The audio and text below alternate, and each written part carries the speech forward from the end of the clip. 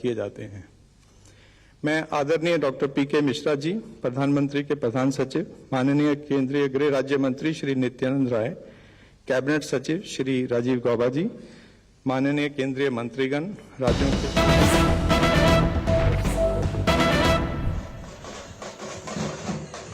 cutting across to some visuals coming in. These are visuals coming in from Bengaluru, where you have the BJP President JP Nadda now undertaking this massive road show, and you can see a whole show of strength by BJP supporters on the streets as well. We'll try and get more details of what's the agenda as far as this roadshow is concerned, how long the roadshow is. But as you can see, a massive show of strength for the BJP as far as Bengaluru and Karnataka is concerned. As part of this roadshow, you can see supporters and workers, karyakartas of the BJP also taking part in this mega roadshow, which is now currently taking place in Bengaluru. Now, Karnataka, of course, is a state that is a poll-bound state. It is going to be crucial for the BJP to try and retain their position as far as Karnataka is concerned. But as of now, you have the BJP President JP Nadda now leading that charge as far as this mega roadshow is concerned.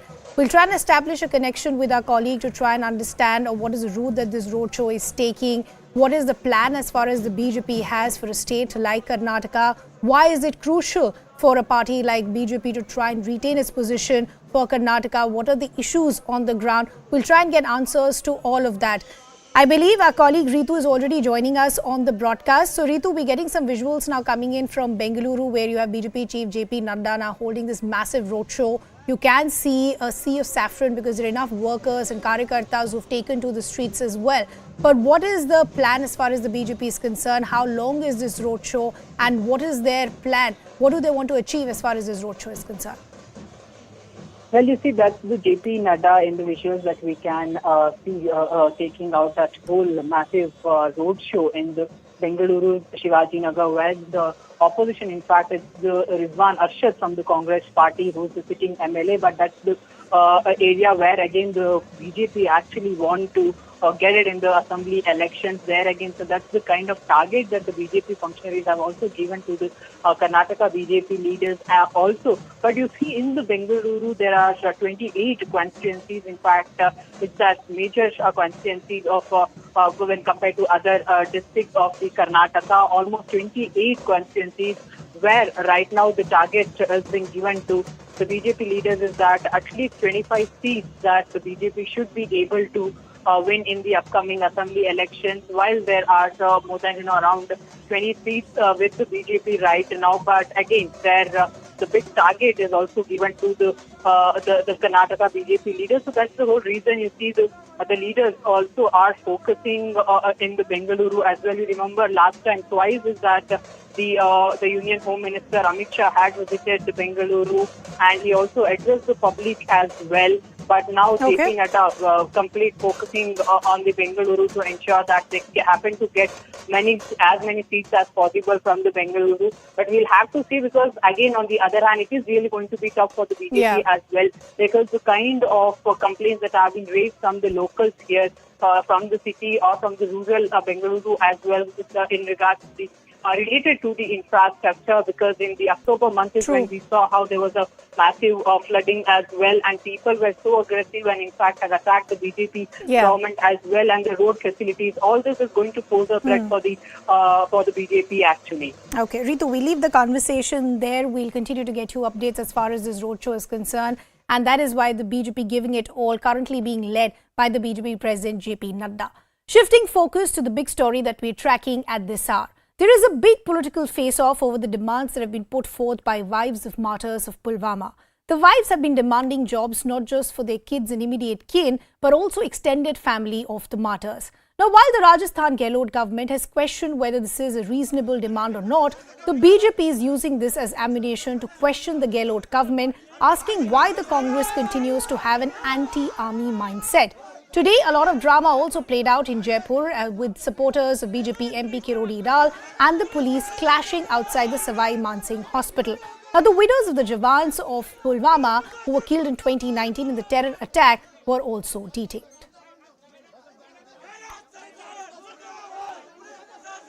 सरकार की ओर से प्रतिक्रिया तो नहीं आई, लेकिन प्रतिक्रिया police force के रूप में आई है। यहाँ पर सरकार ने आप देखिए कि किस तरीके से सुरक्षा घेरा कड़ा किया गया, पुलिस छावनी बना दिया गया सवाई मानसिंह अस्पताल को, स्टाफ तैनाती की गई। अभी कुछ देर पहले की तस्वीरें हैं जब यहाँ किरोड़ी लाल मीणा के समर्थकों को पुलिस ने दौड़ा कर यहाँ पर झड़प भी हुई है, उनको बाहर निकाला गया। पूरा जो हॉस्पिटल है यहाँ पर इस वक्त सील कर दिया गया और यहाँ इस वक्त जो इसको लेकर बीजेपी के जो नेता हैं वो नाराज हैं। उनको कह रहे हैं कि जिस तरीके से लाठियां चलाई गई और खासतौर पर किरोड़ी लाल मीणा के साथ में जिस तरीके से ये आरोप लगा रहे हैं कि उनको पुलिस ने नंगा करने की कोशिश की। सवाई मानसिंह अस्पताल की मोर्चरी के अंदर ये देख सकते हैं कि यहाँ पर इस वक्त किरोड़ी लाल मीणा भर्ती है, यहाँ से ये खाली करा दिया गया है। अब पूरा इलाका किरोड़ी लाल मीणा के जो समर्थक हैं वो अस्पताल से बाहर है, अब सड़क पर उनको धकेल दिया गया है यहाँ पर। लेकिन ये जो टकराव है वो थम नहीं रहा है, लगातार कुछ पल बाद में, कुछ थोड़े वक्त बाद में किरोड़ी लाल मीणा के समर्थक फिर किसी न किसी तरह से अंदर आ जाते हैं। इसके साथ में बीजेपी की क्योंकि साथ में आ गई है, बीजेपी के कार्यकर्ता बड़ी तादाद में यहाँ पर जुटने लगे हैं।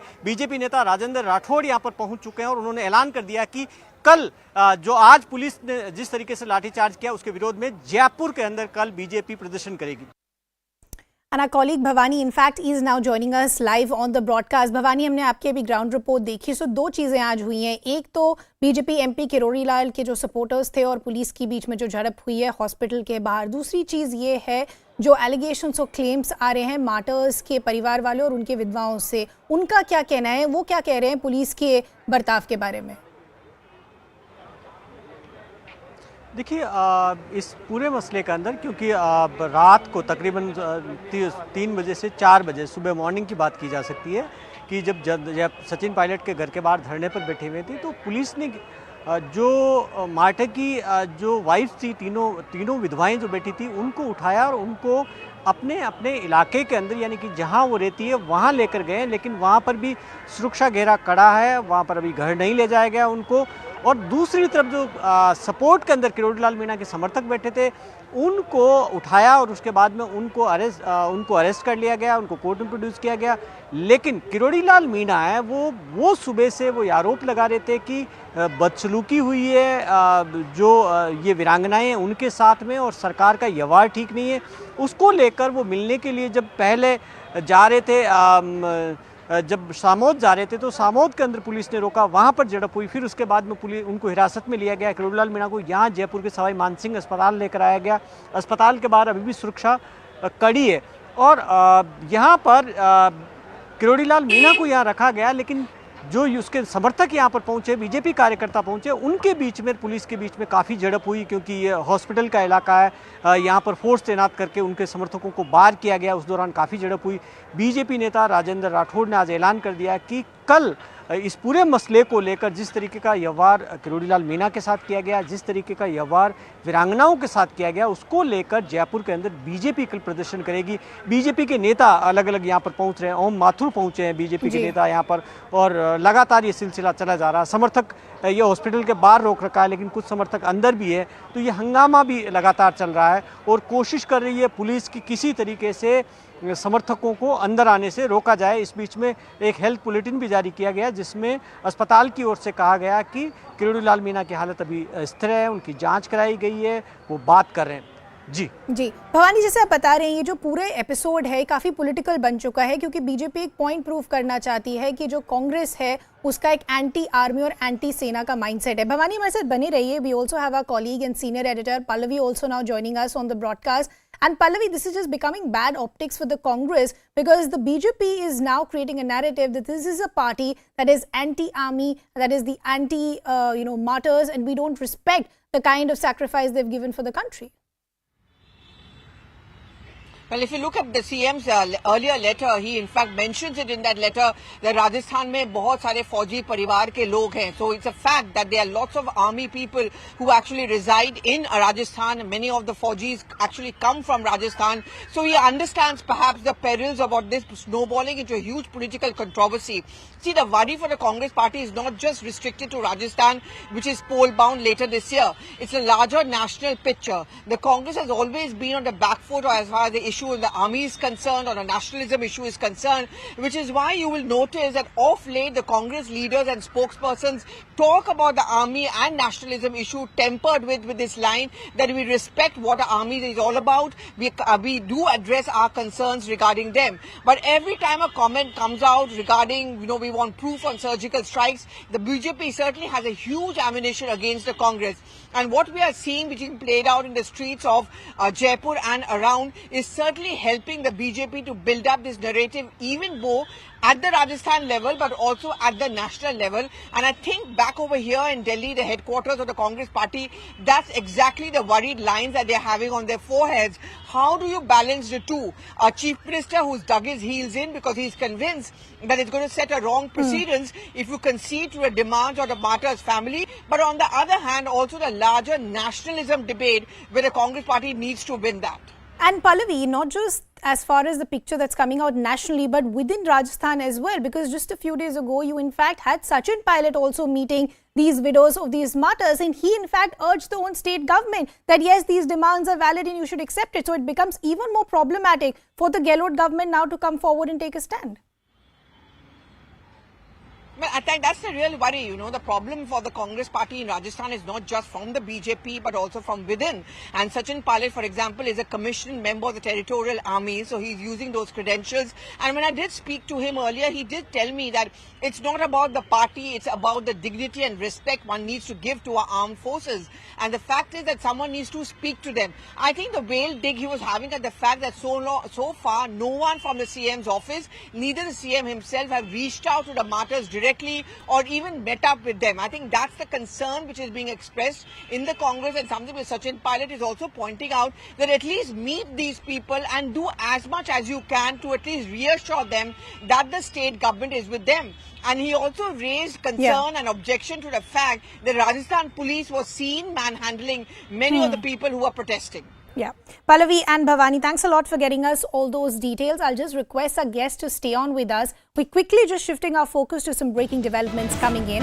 And this is as far as Manish Sisodia's custody is concerned. We're now understanding Delhi's former Deputy Chief Minister, in fact, has been sent to an ED custody till the 17th of March. So that's the big update that's coming in. There is no relief as far as Manish Sisodia is concerned. Remember, even his bail application hearing has been adjourned to 21st of March. But as far as the ED custody is concerned, that has now been extended till the 17th of March. Ananya now joining us with more details. Ananya, trouble only mounting for Manish Sisodia. First, you have the bail hearing, which is adjourned till 21st of March, and now him being sent to ED custody till 17th of March. Well, definitely, Ridhima, these are troublesome times for Manish Sisodia, and they are increasing day by day. Now, the Enforcement Directorate has, in fact, secured his custody for over 7 days. And now we will have to see as to how the Enforcement Directorate looks at interrogating Mr. Manish Sisodia into this particular case. Because remember that the Enforcement Directorate has put forth a very, very strong case before. In fact, the court clearly saying and reading out the statement of various people connected to Manish Sisodia, saying that he had an active role to play in this particular case. And in fact, he was a part and parcel to this conspiracy that was hatched in order to bring in kickbacks for people. Yeah. And this is exactly the charge of, in fact, the Enforcement Directorate. They say that proceeds of crime amounting up to almost 290 crores is something that has been traced by, in fact, the Enforcement Directorate, and more. And this is about to reach to a higher. Now, in fact, it has been stated that he was privy to certain information which was not been discussed in the meeting of the Council of Ministers, and in fact, it's also been stated.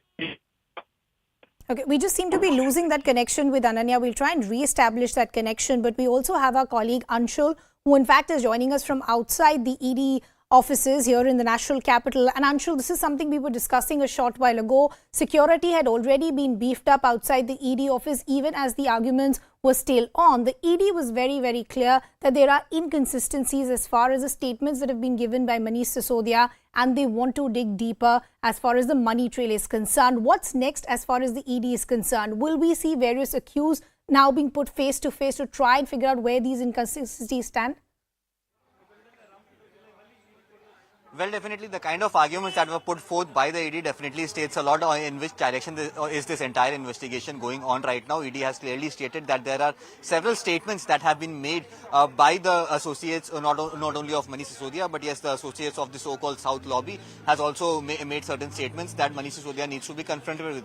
Now remember, over the last 2 days, Manish Sisodia has himself been investigated for more than 18 hours by the Enforcement Directorate inside the jail cells of Tihar. But today, the Enforcement Directorate had asked for a 10-day custody from the CBI court. However, they have gotten 7 days of police custody to the Enforcement Directorate from the CBI court. So yes, it is going to be very, very interesting to see what comes out from this investigation that is going to be carried out. But yes, the ED is very, very clear that yes, the statements that have been made by the associates of Manish Sisodia and the associates of the South Lobby, the kind of evidences that the ED has been able to gather, these evidences include physical evidences as well as digital evidences, and also a few questions pertaining to the GOM files and the note also needs to be asked to Manish Sisodia. The questions have already been asked to him, the questions have already been posed to him, but yes, Manish Sisodia has not come out and given out any sort of quote-unquote satisfactory answers to the questions that have been asked by the Enforcement Directorate. Yeah. And hence it becomes really very necessary for Manish Sisodia to actually be interrogated inside the custody of the Enforcement Directorate. If I could show you in the visuals over here, the kind of security arrangements that have been made over here. In fact, a lot of police officials have been brought over here. In fact, the senior police officials ranging from SHO to ACP have all come out here just to inspect the security situation in and around this area, because they are suspecting that since Manish Sisodia is a person who has a big stature, who has a big following, protests could break out, and that is the reason why we are seeing this barrage of barricades that has already been placed outside the headquarters of the Enforcement Directorate. In fact, all the police officials are now standing and waiting for Manish Sisodia to arrive over here, because it becomes very, very necessary for the Enforcement Directorate to make sure that Manish Sisodia is brought out here safely. So yes, in the next few minutes, we are expecting that Manish Sisodia will leave from the Rouse Avenue court with the Enforcement Directorate and would come here for so this office of the Enforcement Directorate is going to be the home of Manish Sisodia. Because trouble is only mounting days. for Manish Sisodia as the ED has managed to get custody of Delhi's former Deputy Chief Minister till the 17th of March. Going back to Ananya Bhatnagar, who in fact was tracking all those updates as far as the court is concerned. Now, Ananya, one of the arguments that was made by the legal counsel of Manish Sisodia is that the timing of when the arrest happened by the ED was questionable, and that different yardsticks are being used just because Manish Sisodia is a leader of the opposition. Now, the point they're making is that how come he was never summoned earlier? They're also saying as far as these kickbacks are concerned, no money has been traced back to Manish Sisodia. So you can continue to throw these figures of 1,000 crores and other, but how are you putting the two together, that money trail and Manish Sisodia? How is the ED countered this criticism? Well, definitely this kind of a submission was made by Manish Sisodia's counsel, clearly defending that his arrest is illegal in nature and he is not warranted and wanted in this particular PMLA investigation, because no kind of procedures crime is attributed to him, is what Manish Sisodia's counsel say. However, the Enforcement Directorate in its rebuttal clearly countered that submission, saying that whenever a person is arrested under Section 19 of the PMLA, or even when the bail is being heard under Section 45 of the PMLA, there is no kind of, they don't have to prove it in the first instance only that the person is guilty of that particular offence. But there has to be certain kind of evidence that should point out that he has some role to play in this and he can be guilty of this particular offence, and that's the reason why custodial interrogation of Manish Sisodia is necessary, to point out towards his guilt, to find out what material evidence he had and how he actually played an active part into that particular policy formulation where kickbacks were sent to the South group, including K. Kavita, Arun Pillai. In fact, a very, very important and key aspect that was raised by, in fact, the Enforcement Directorate while it was reading down the statements of some of the key witnesses into this particular case was that these K. Kavita and Manish Sisodia shared a political understanding, and that's the reason why, in fact, kickbacks were also sent, and in fact, the policy was discussed even before it was implemented, is what the charge of the Enforcement Directorate I apologize for interrupting. We'll just come back to what the arguments were made. You in fact have from the Aam Aadmi Party Sanjay Singh addressing a press conference. Let's listen in. सिर्फ एक है, आम आदमी party को किसी तरीके से रोको, मनीष सिसोदिया को किसी भी तरीके से जेल में रखो, और जो भ्रष्टाचार के आरोप प्रधानमंत्री नरेंद्र मोदी जी और उनके मित्र के ऊपर लग रहे हैं उस अडानी के घोटाले से ध्यान भटकाने के लिए भारतीय जनता पार्टी जो भ्रष्टाचार में सर से पांव तक डूबी हुई है, उस भ्रष्टाचार से ध्यान हटाने के लिए ये रोज नए नए ड्रामे, नई नई कहानियां, नई नई सीबीआई के किस्से, नए नए ईडी के किस्से आ रहे हैं। इसका न सिर है न पांव है। और भारतीय जनता पार्टी तो वो पार्टी बन गई है जिसमें जो जितना बड़ा भ्रष्टाचारी वो उतना बड़ा पदाधिकारी। आप सोचिए, वाटर स्कैम का आरोप हेमंत विश्व शर्मा पर भारतीय जनता पार्टी ने लगाया, फिर उसको मुख्यमंत्री बना दिया। मुकुल राय पर शारदा स्कैम का आरोप लगाया, फिर उसको राष्ट्रीय उपाध्यक्ष बना दिया। शुभेंदु अधिकारी पर शारदा स्कैम के भ्रष्टाचार की जांच चलती है, फिर उसको लीडर ऑफ अपोजिशन बंगाल का बना दिया। नारायण राणे पर लैंड स्कैम, जमीन के घोटाले का मामला चलता है सीबीआई में, फिर उनको केंद्रीय मंत्री बना दिया जाता है। अजीत पवार पर चक्की पिसिंग कह के सिंचाई घोटाले का 40,000 करोड़ का आरोप लगाया जाता है, फिर 6:30 बजे सुबह देवेंद्र फडणवीस के साथ मिलकर शपथ ले ली जाती है। येदियुरप्पा पर माइनिंग घोटाले का आरोप लगता है, फिर उनको मुख्यमंत्री बना दिया जाता है। शिवराज सिंह पर व्यापम घोटाले का आरोप लगता है, फिर उनको मुख्यमंत्री बना दिया जाता है। तो बीजेपी का नारा है, जो जितना बड़ा भ्रष्टाचारी वो उतना बड़ा पदाधिकारी। ये इनकी हालत है, ये इनकी हालत है। पूरा देश देख रहा है। प्रधानमंत्री जी, आप में जरा सा भी नैतिक साहस है तो आइए और बताइए मनीष सिसोदिया के घर पे क्या रिकवरी हुई। बताइए इतने सारे छापेमारियों के बाद कितना कैश मिला, क्या क्या बरामदगी हुई, बताइए पूरे देश को। और जहां बरामदगी होती है वहां पर आंख पर पट्टी बांध लेते हो आप लोग। वहां आपकी सीबीआई, वहां आपकी ईडी, वहां आपकी जांच एजेंसियां ऐसे मामलों में गजनी मोड में चली जाती है, गजनी मोड में। याददाश्त ही खो जाती है जब बीजेपी एमएलए के बेटे के घर 8 करोड़ रुपए निकलता है, कैश में मोटी मोटी गड्डियां सामने आती है, उसको जमानत मिल जाती है, उसके खिलाफ कोई कार्रवाई नहीं होती। जब अडानी का घोटाला सामने आता है, मॉरिशस में एक पते पर 6 कंपनी खोलकर 42,000 करोड़ रुपए काला धन, उन 6 कंपनियों की आमदनी का जरिया पता नहीं, अडानी की कंपनी में हिंदुस्तान के अंदर 42,000 करोड़ रुपए लगाया जाता है। कोई ईडी, कोई सीबीआई, कोई जांच एजेंसी उस पर कार्रवाई नहीं करती। It was a press conference that was coming in from the Aam Aadmi Party, essentially once again reiterating that this arrest of Manish Sisodia is a misuse of the central agencies. This is vendetta politics and nothing else. You also heard from Sanjay Singh of the Aam Aadmi Party that this is just now being used as a distraction so that people don't talk about the other corruption issues that are prevalent in the country. Our colleagues continue to be with us. Anshul tracking all developments outside the ED office. Ananya Bhatnagar tracking developments as far as the arguments that were made in court today. Ananya, coming to you first, I apologize for interrupting you earlier. Essentially, the point that is being made by the Aam Aadmi Party politically and the legal counsel of Manish Sisodia is that yes, it's fair to say that you want to get all opposition leaders behind bars because you feel that the investigation needs them. But what about evidence? An investigation needs evidence. And as far as Manish Sisodia is concerned, there has been no evidence to link him to the money trail. Well, definitely, this is what the argument of the Aam Aadmi Party has remained since a very long time. And in fact, the lawyers also pointed out that there is no kind of a money trail that has been attached to Manish Sisodia. But then the Enforcement Directorate had a very clear case to show that nowhere in the Section 19 of the PMLA it is mentioned that there has to be the guilt of the person has to be proved completely. But we have to also understand at this point of time that there has to be a prima facie case that the Enforcement Directorate has to show, which it has shown through those statements that have been mentioned by, in fact, the Enforcement Directorate. The certain case diaries, the case diary is also shared with the court.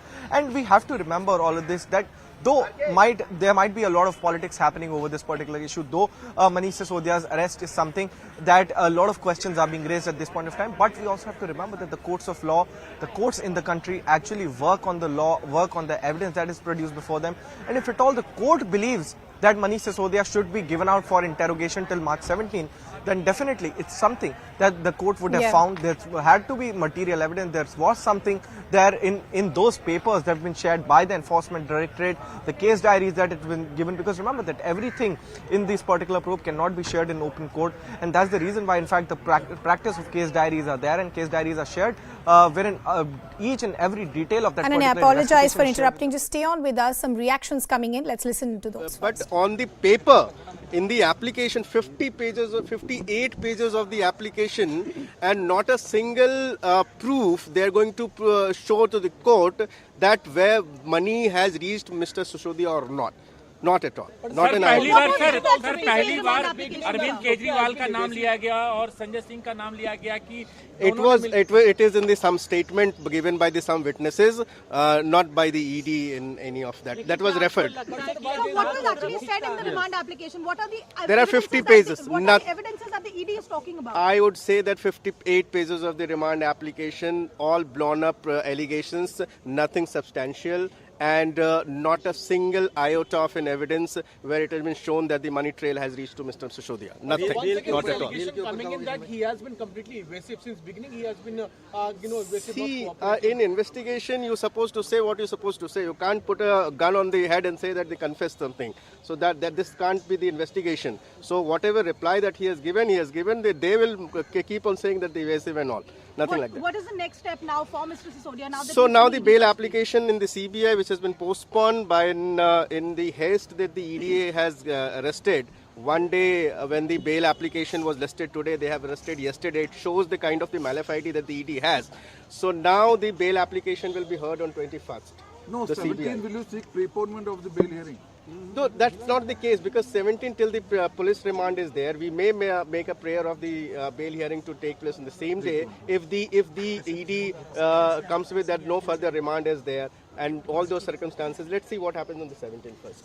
Sanjay Singh का नाम जिस तरह से आ रहा है और संजय सिंह का नाम और बाकी लोगों का नाम विटनेसेस के स्टेटमेंट में दिया गया है कि ये जानते थे, ये मानते, इन्होंने, there is nothing on ED to show, there is no allegation for those people, nothing. Sir, the ED has also said that they have statements from the secretary himself, also Those from are the the matter of investigation that will come.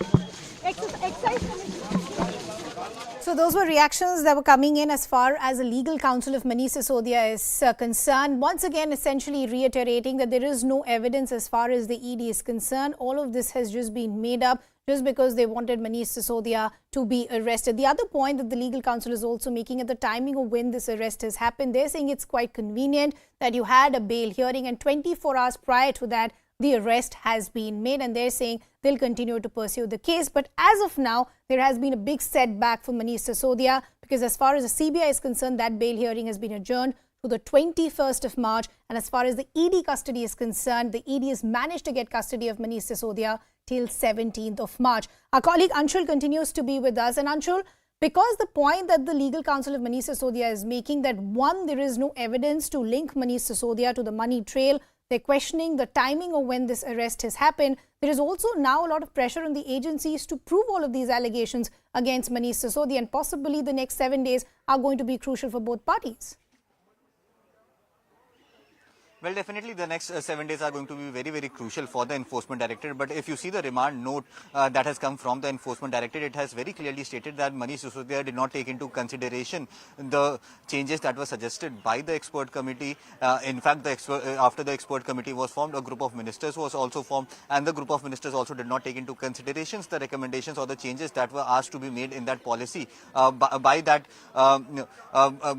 group of members. So by that expert committee. So yes, this is something that the ED is basing its case upon, that yes, the policy was formed, but yes, the kind of legalities that the policy had to go through, that was not done. Why that was on the behest of the certain South lobby, because certain benefits were supposed to be given to them, and hence the recommendations that were given by the expert committee that was formed to look into the policy, or the recommendations that were given by the legal team of the Delhi government, those recommendations were not taken in, and a steep hike was given from 5% to 12%, because remember in the old policy, according to in the old policy, what the ED has stated, that the profit margins of the wholesalers was given at 5%, and that and a steep increase was given to 12%, which eventually resulted in a loss to the exchequer. And even after that, it wasn't taken into consideration, and in fact this new policy was implemented with a heavy hand, making sure that all the objections that have been raised by the expert committee or by the legal team of the Delhi government, those considerations are not taken, and hence this has become a strong point of contention in this entire matter. And this is something, and Anshul, I agree with the point that the you're ED making, because there was another concern that was raised by the legal counsel of Manish Sisodia, that as far as this policy is concerned, it's extremely foolproof, they said, because they said that this went through various checks and balances. They're also bringing the LG back into the picture, saying this went to the LG also, and the LG didn't raise any questions as far as these profit margins were concerned. So how come these questions are only being raised today? Well, if you see, initially the file was sent to the Lieutenant Governor. However, the Lieutenant Governor initially had sent the file back and asked for a few corrections to be made. However, when the second time the file was sent to the Lieutenant Governor had to sign the file, and that is what the Lieutenant Governor had done. He signed the file and the policy was implemented in the national capital. But yes, the entire bone of contention is the manner in which this policy was initially formed, and the manner in which the liquor licenses were distributed. These liquor licenses were distributed to private players. However, the expert Anshul, I apologize for interrupting. We in fact has been following this case for the very long time, sir. आज ED की तरफ से साफ तौर पर ये बोला गया कि ED has categorically stated before the court that Mr. Manish Sisodia played a very active role into this particular investigation. They cited a lot of statements also. So how do you counter all of these submissions that are there, because they had sought for a 10-day remand and already a 7-day remand has been given? Yes. So now maybe the argument of 58 pages of the ED remand application says everything except one thing, that there is not a single penny which has reached to Mr. Sisodia. In the PMLA, you have to show that if some money has been generated by a crime, has to reach a person directly. Even indirectly, that has not been reached. So we have told this court that if the concern about the evidence related to the PMLA offences, that is none. Because in the process, then when you move an application for remand, so to complete an investigating process, the court has remanded for the 7-day custody, despite they have asked for 10 days custody. So another argument that you were giving out was that the arrest under section 19 of Mr. Sisodia does not satisfy the higher rigors that are there under section 19 of the PMLA. So do you somewhere or the other say that the arrest was illegal in nature? Yes, it all illegal. Even in the see, the point is the ground of arrest cannot be arbitrary manner. A person who has been joining investigation, who is completely available for you to join the investigation, you have not even called once. ED has not called once for the joining the investigation. You straight away goes and arrest him, that person who is already arrested by the CBI, just because the next day there is a bail hearing of the CBI, and there was high probability that he will be granted bail on the very next day. So to evade that, with a malified intention, they have arrested him. And now they have come up with these all arguments, which will certainly going to fall flat in the court. So, would you be challenging this particular remand order before the higher court? That will take a call subsequently, because now the order has not been given to us. We have already been communicated by the court that the 7 days remand has been allowed. We'll study the order once it is being uploaded, and then we'll take a call.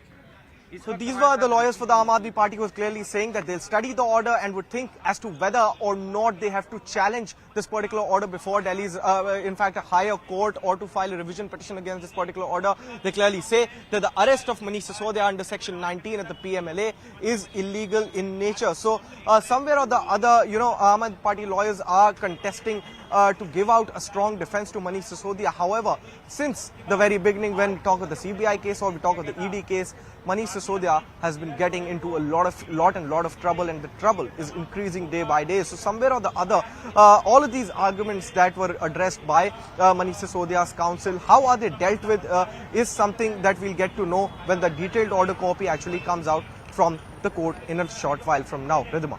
Right. So, Ananya, getting us the first reaction as far as Manish Sisodia's lawyers were concerned. They, of course, are unhappy. They said they will contend it. They're saying the timing of when the arrest has happened is questionable. Also, the process that is being followed, they feel, hasn't been fair. Ananya, thanks a lot for getting us those details and that conversation as well. This is a story that we'll keep tracking very closely. But for now, we're slipping into a very short break.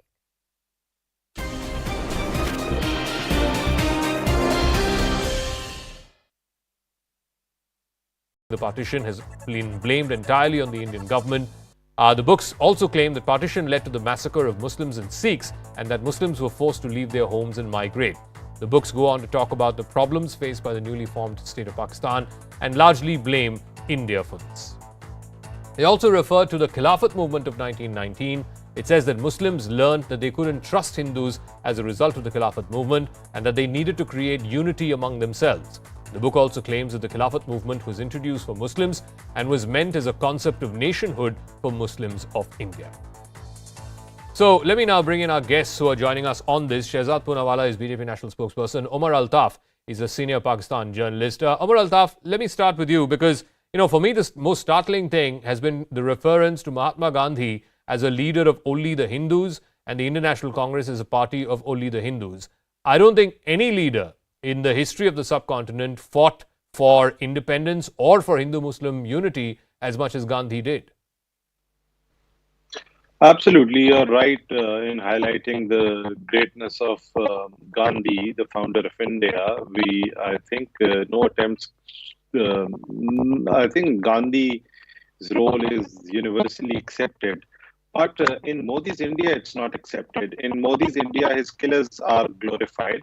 As you must be aware, how RSS thinks. But Mr. Altaf, I'm asking you about Pakistani textbooks.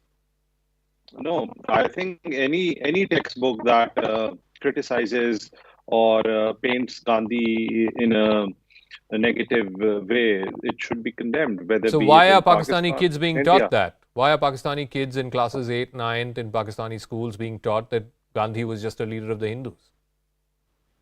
I think that curriculum is not right for young minds and it should be rectified. That's my opinion. But how do you have the audacity to point out Pakistan's flaws? We don't accept Gandhi as a founding father.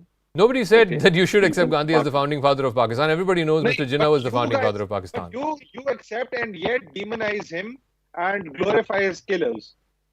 No, that's a separate matter. I'll ask Shehzad that. I'm asking you a simple question. Do you think Gandhi was a communal leader? Do you think that Gandhi did nothing for Hindu-Muslim unity? Do you think that Gandhi was a leader only of the Hindus? I don't think that Gandhi was a leader of only Hindus. He played a role for Hindu-Muslim unity.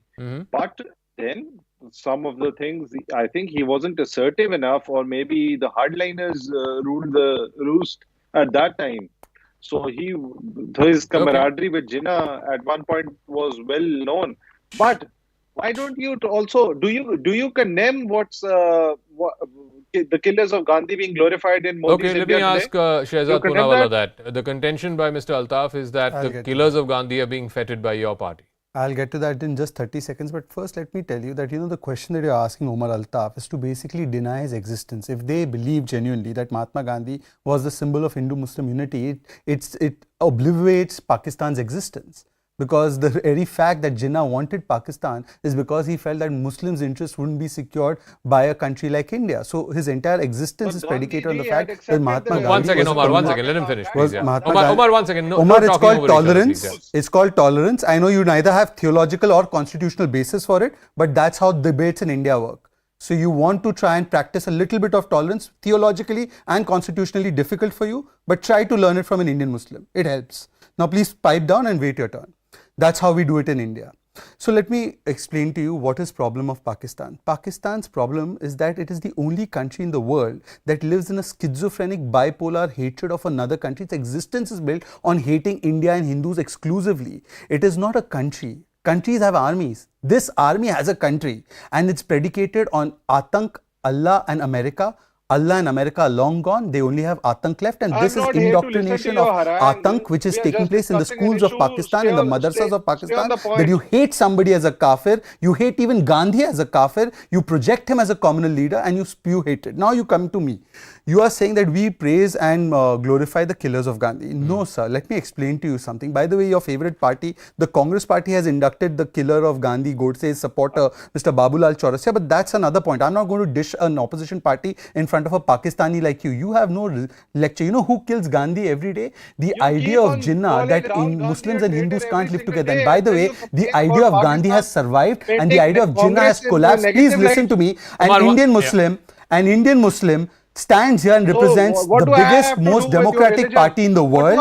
Please do not, Zaka, I think I deserve to Let him finish. I'll come back to you. I'll give you ample time to rebut what he's saying, but let him finish his point. Yeah, First of all, even when it comes to an opposition party in India, I don't need a Pakistani like you lecturing me, because I, as an Indian Muslim, represent the world's largest democracy on this platform. And by the way, please let me educate you on a couple of things. When we think of India or people of Indian origin, you think of the CEOs of the biggest companies in the world, Adobe, Microsoft, even the latest company, Pepsi or World Bank. But when we think of CEOs from Pakistan, they are the CEOs of terror companies. They are full of content which is anti-India and anti-Hindu. Mahatma Gandhi and the International Congress are portrayed in a negative manner. There are repeated references to Muslims of India, and never do these books mention that we were one country that fought for independence. Pakistan did not exist before 1947. Even their participation in the fight against the British is repeatedly labelled as Muslim nationalism. In every other chapter that talks about the birth of Pakistan, there is emphasis on the Muslims of India always wanting to be a separate Muslim nation, even though tens of thousands, millions of Indian Muslims stayed back in India and did not go to Pakistan. There are recurring references in textbooks of how Muslims are not being able to trust Hindus in the fight for independence. The textbooks also stress on how Muslims were seemingly oppressed at the hands of the Hindu majority. Even in post-partition problems in Pakistan, whether it is feeding the refugees, mass violence, all of that has been blamed entirely on the Indian government. But the most stark reference in these history textbooks in Pakistan is to Mahatma Gandhi, who of course the world acknowledges was the man who led India's fight for freedom against British rule. Mahatma Gandhi has been reduced as a leader of just Hindus.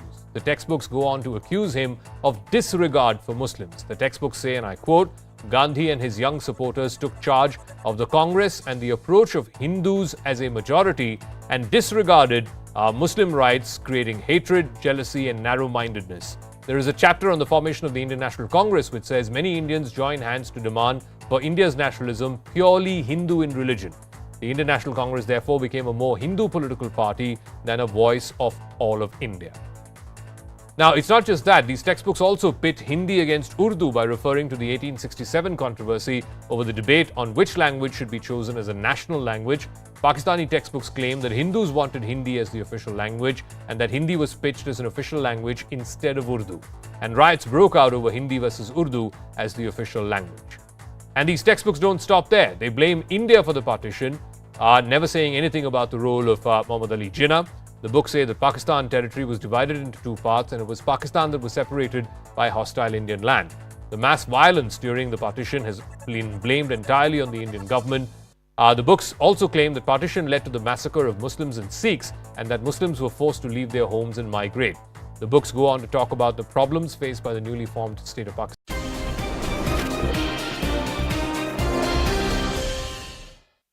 Welcome back. Thanks a lot for staying with us. Pakistan's factory of hatred has been exposed left, right and centre. CNN News 18's investigation has exposed how the terror state instills hate in young minds by spreading fake narrative about India and the Hindu community. In part 2 of News 18's investigation series, we will tell you how Pakistan is brainwashing children with communal propaganda, squarely blaming India for disturbing balance of power in the region with nuclear tests, and accusing Hindus for organizing Muslim genocide and of not letting Kashmir dispute settle. Let's take a look at our colleague Anand Narasimhan explaining what the findings are. The textbook of class 10 students, Pakistan gives its children communal lessons. Now sample this. The textbook blames India for disturbing the balance of power in the region with its 3 nuclear tests in Pokhran in May 1998. history and of course the way it's chronicled, the information is otherwise, you and me know, but also accuses India of forcing Pakistan to launch a series of nuclear tests. So somewhere you see the justification for everything that that nation has done is buttered and it's perhaps pegged on India. Speaking on the Kashmir issue, this is the next one. Pakistan in its textbooks accuses Hindus and Sikhs of organizing genocide of the Muslim population to further their agenda. So what happened on the 22nd of October 1947? But however, textbooks don't speak about the number of Hindus and Sikhs killed. In every other chapter, Pakistan points out to India being a hostile neighbor. The textbook for class 10 underlines religion as the basis of Pakistan's claim over Kashmir and claims that the Muslim population wanted Kashmir to be a part of Pakistan. It also squarely blames India for not settling the Kashmir dispute and goes on to call India arrogant and that Kashmir is important to Pakistan due to its Muslim identity. The textbook not only blames India of occupying Kashmir, but also accuses India of playing a key role in the separation of East Pakistan, which today is Bangladesh.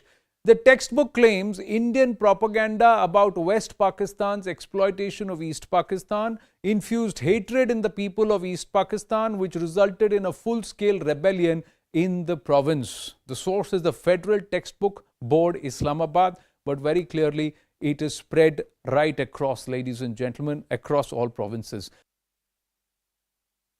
What are they saying? In the textbook, Pakistan labels Hindus as extremists and that the Congress too is overpowered by these Hindu extremists. Historical facts about the partition of Bengal, Kashmir issue also being distorted in these textbooks. The book not just celebrates Direct Action Day, an event in history when so many Hindus were killed in communal riots that broke out in Bengal in 1946, it also puts the blame for the same on Hindus, which is not only factually incorrect, but even morally inappropriate. At every other point in the book, the INC and its Hindu leaders have been accused of religious bias and shown as anti-Muslim. Even post-partition issues in New Pakistan have been squarely blamed on India and Hindu functionaries. Let's also now bring in our guest to try and understand why this fake narrative is being pushed not in political pamphlets but textbooks in Pakistan. We have Dr. Monica Verma, Strategic Affairs expert. We also have Kamar Chima, Strategic and Political Analyst. Good to have both of you on the broadcast with us. Dr. Monica Verma, I'd like to begin with you first. We're talking about, as I said, not political pamphlets of a political party that is being used in the political discourse, but textbooks of young, impressionable minds. How dangerous is this precedent? Because on one hand, you have facts that are not true, so you have a fake narrative, but also at the age of which people are being made aware of this fake narrative.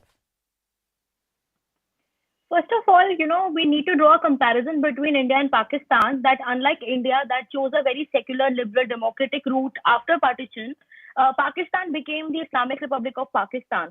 And every, part of the Pakistani society, it's not just the education system, but also, other parts of the society, whether it's their cinema or their cricket or politicians, and especially the military. All of them are deeply ingrained, in a ideology which is full of hatred towards not just India, but also towards Hindus.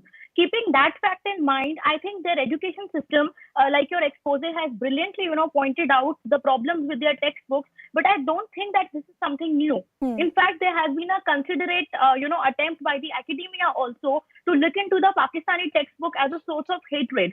And this two-nation solution, this two-nation theory, they are keeping it alive in the minds of youngsters. They are keeping it alive through their education system.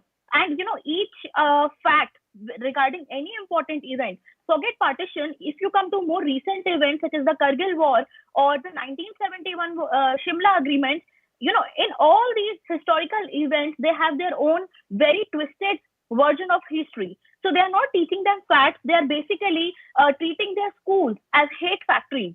I think I won't even call them schools. I'll call them hate factories because instead of giving their scholars and their students a fair chance to understand the truth about the world, they are,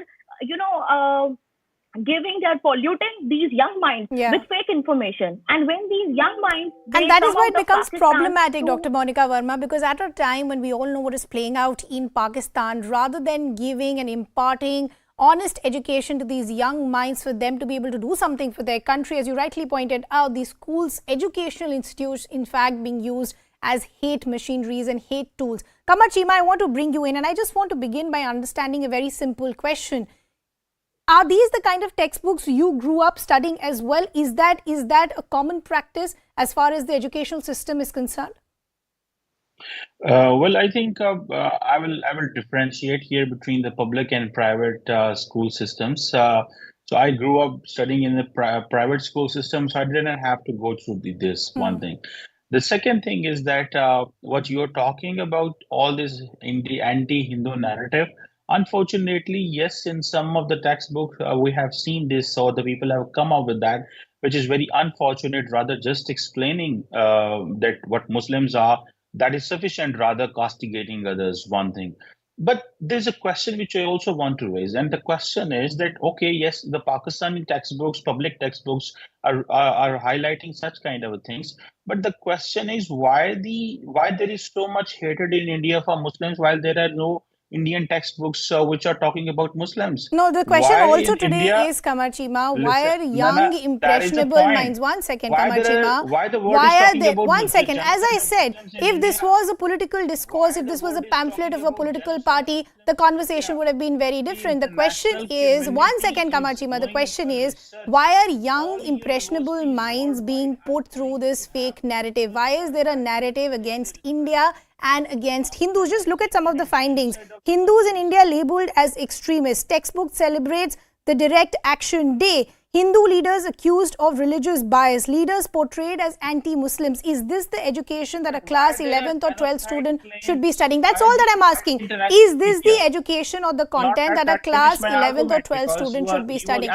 Kamar Chima, I'm just, one second, I'm asking, I'm running out of time. Kamar Chima, just help me understand. Is this the content or narrative that a class 11th or 12th student should be studying? That's all that I'm trying to understand. Yes, I'm saying is that, okay, in one country, for example, in some of the books, there is a one narrative, but in another country, India, there is not, the textbook doesn't have a narrative against Muslims, but yes, there are genocides about the Muslims, the international community, and all global universities and media houses are talking of the Monica Muslim Verma, genocide isn't in this India. more problematic than the content that is being put out in the textbook, which is this denial of accepting that there is something hugely problematic as far as this content is concerned? And I go back to from where I started the story. These are class 11, 12 students. Is this the kind of content they should be reading and making themselves familiar with? I think Kamar Chima is just so used to propaganda because of that, his training and his conditioning in the Pakistani education system, that he is ready to accept whatever the global propagandistic organizations are serving to him on a plate. So that's why he is more conditioned to believe all this propaganda. University is doing propaganda on India. Reality is, because the reality is that the Time textbooks magazine, in India, Human Rights Watch, everybody is let Dr. Monica Verma finish her point. I think India is a secular liberal democracy. We not just the textbook, but also a content which is for adult consumption. I think the cinema is heavily censored. In our country, something which calls out any community or something which is discriminating against any community cannot pass the litmus test of the censor board or the CBSE. Unlike Pakistan, where forget the textbooks, even their popular culture, their popular media is full of anti-Hindu references. And all of us have seen how the cricketers, are mocking the Hindu traditions, the tradition of doing aarti, the tradition of doing puja. A video of Shoaib Akhtar, if I'm not wrong, was viral.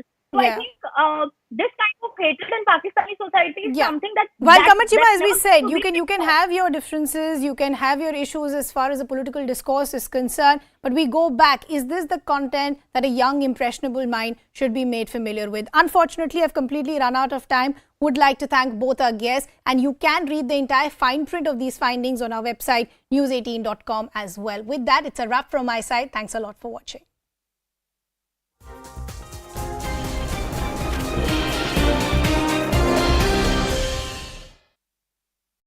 So his camaraderie with Jinnah at one point was well known.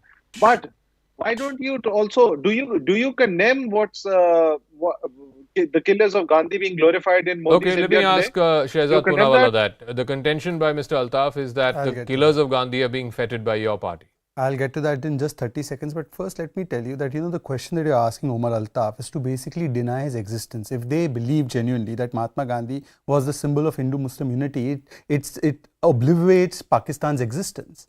Because the very fact that Jinnah wanted Pakistan is because he felt that Muslims' interests wouldn't be secured by a country like India. So his entire existence is predicated on the fact that Mahatma Gandhi. One second, Omar, one second, let him finish. Please, yeah. Omar, one second. Omar, it's called tolerance. It's called tolerance. I know you neither have theological or constitutional basis for it, but that's how debates in India work. So you want to try and practice a little bit of tolerance, theologically and constitutionally difficult for you, but try to learn it from an Indian Muslim. It helps. Now please pipe down and wait your turn. That's how we do it in India. So let me explain to you what is problem of Pakistan. Pakistan's problem is that it is the only country in the world that lives in a schizophrenic bipolar hatred of another country. Its existence is built on hating India and Hindus exclusively. It is not a country. Countries have armies. This army has a country and it's predicated on Atank, Allah and America. Allah and America are long gone, they only have Atank left, and this is indoctrination of Atank which is taking place in the schools of Pakistan, in the madrasas of Pakistan, that you hate somebody as a kafir, you hate even Gandhi as a kafir, you project him as a communal leader and you spew hatred. Now you come to me. You are saying that we praise and glorify the killers of Gandhi. No sir, let me explain to you something. By the way, your favorite party, the Congress party, has inducted the killer of Gandhi, Godse's supporter, Mr. Babulal Chaurasia, but that's another point. I'm not going to dish an opposition party in front of a Pakistani like you. You have no lecture. You know who kills Gandhi every day? The idea of Jinnah that Muslims and Hindus can't live together. And by the way, the idea of Gandhi has survived and the idea of Jinnah has collapsed. Please listen to me. An Indian Muslim stands here and represents the biggest, most democratic party in the world. Please do not, Zaka, I think I deserve to let him finish. I'll come back to you. I'll give you ample time to rebut what he's saying, but let him finish his point. Yeah, First of all, even when it comes to an opposition party in India, I don't need a Pakistani like you lecturing me, because I, as an Indian Muslim, represent the world's largest democracy on this platform. And by the way, please let me educate you on a couple of things. When we think of India or people of Indian origin, you think of the CEOs of the biggest companies in the world, Adobe, Microsoft, even the latest company, Pepsi or World Bank. But when we think of CEOs from Pakistan, they are the CEOs of terror companies. They are full of content which is anti-India and anti-Hindu. Mahatma Gandhi and the International Congress are portrayed in a negative manner. There are repeated references to Muslims of India, and never do these books mention that we were one country that fought for independence. Pakistan did not exist before 1947. Even their participation in the fight against the British is repeatedly labelled as Muslim nationalism. In every other chapter that talks about the birth of Pakistan, there is emphasis on the Muslims of India always wanting to be a separate Muslim nation, even though tens of thousands, millions of Indian Muslims stayed back in India and did not go to Pakistan. There are recurring references in textbooks of how Muslims are not being able to trust Hindus in the fight for independence. The textbooks also stress on how Muslims were seemingly oppressed at the hands of the Hindu majority. Even in post-partition problems in Pakistan, whether it is feeding the refugees, mass violence, all of that has been blamed entirely on the Indian government. But the most stark reference in these history textbooks in Pakistan is to Mahatma Gandhi, who of course the world acknowledges was the man who led India's fight for freedom against British rule. Mahatma Gandhi has been reduced as a leader of just Hindus. The textbooks go on to accuse him of disregard for Muslims. The textbooks say, and I quote, Gandhi and his young supporters took charge of the Congress and the approach of Hindus as a majority and disregarded Muslim rights, creating hatred, jealousy, and narrow-mindedness. There is a chapter on the formation of the Indian National Congress which says many Indians join hands to demand for India's nationalism purely Hindu in religion. The Indian National Congress therefore became a more Hindu political party than a voice of all of India. Now, it's not just that. These textbooks also pit Hindi against Urdu by referring to the 1867 controversy over the debate on which language should be chosen as a national language. Pakistani textbooks claim that Hindus wanted Hindi as the official language and that Hindi was pitched as an official language instead of Urdu. And riots broke out over Hindi versus Urdu as the official language. And these textbooks don't stop there. They blame India for the partition, never saying anything about the role of Muhammad Ali Jinnah. The books say that Pakistan territory was divided into two parts and it was Pakistan that was separated by hostile Indian land. The mass violence during the partition has been blamed entirely on the Indian government. The books also claim that partition led to the massacre of Muslims and Sikhs and that Muslims were forced to leave their homes and migrate. The books go on to talk about the problems faced by the newly formed state of Pakistan and largely blame India for this. They also refer to the Khilafat movement of 1919. It says that Muslims learned that they couldn't trust Hindus as a result of the Khilafat movement and that they needed to create unity among themselves. The book also claims that the Khilafat movement was introduced for Muslims and was meant as a concept of nationhood for Muslims of India. So let me now bring in our guests who are joining us on this. Shehzad Poonawala is BJP National Spokesperson. Omar Altaf is a senior Pakistan journalist. Omar Altaf, let me start with you because, for me, the most startling thing has been the reference to Mahatma Gandhi as a leader of only the Hindus and the Indian National Congress is a party of only the Hindus. I don't think any leader in the history of the subcontinent fought for independence or for Hindu-Muslim unity as much as Gandhi did. Absolutely, you're right in highlighting the greatness of Gandhi, the founder of India. I think no attempts. I think Gandhi's role is universally accepted. But in Modi's India, it's not accepted. In Modi's India, his killers are glorified. As you must be aware, how RSS thinks But Mr. Altaf, I'm asking you about Pakistani textbooks. No, I think any textbook that criticizes or paints Gandhi in a negative way, it should be condemned. So why are Pakistani kids being taught that? Why are Pakistani kids in classes 8, 9 in Pakistani schools being taught that Gandhi was just a leader of the Hindus? I think that curriculum is not right for young minds and it should be rectified. That's my opinion. But how do you have the audacity to point out?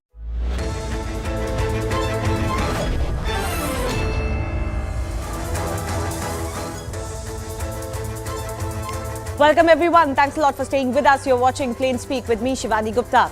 Trouble is mounting for former Delhi Deputy Chief Minister Manish Sisodia. Aam Aadmi Party leader was arrested by the ED yesterday evening, remember, even as he was already in jail just a day before his bail hearing over the arrest by the CBI was to be heard today.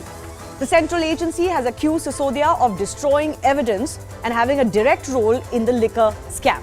Sisodia was grilled by the ED for 2 consecutive days, in fact 8 hours on that day in Tihar jail before his formal arrest. The ED argued for a 10-day custody of the accused, but the Delhi court has given them a week till March 17. Meanwhile, Sisodia suffered another setback.